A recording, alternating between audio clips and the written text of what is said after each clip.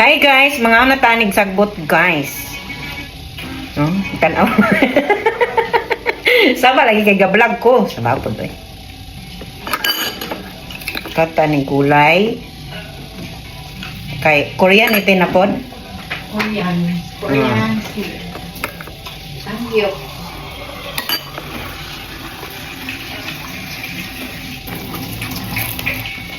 Lamit pa na tayo sa katong sangyup nga ito'y kan 599 gamay takulo. Dili sa akong amo unlimited. Gold digger kaya pa ni?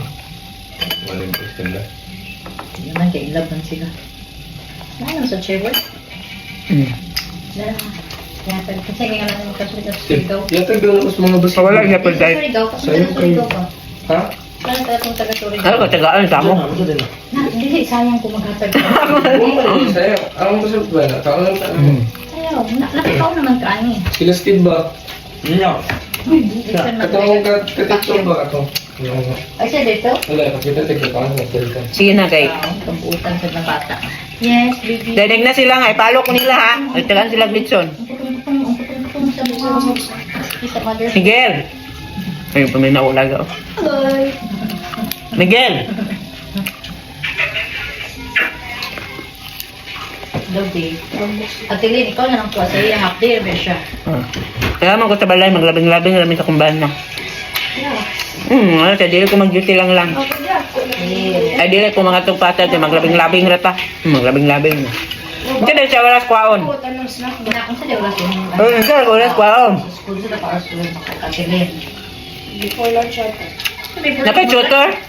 Yeah, later. Ay, wala. Wala siya. Be, kanyang ko, before na. Mag-lunch ka.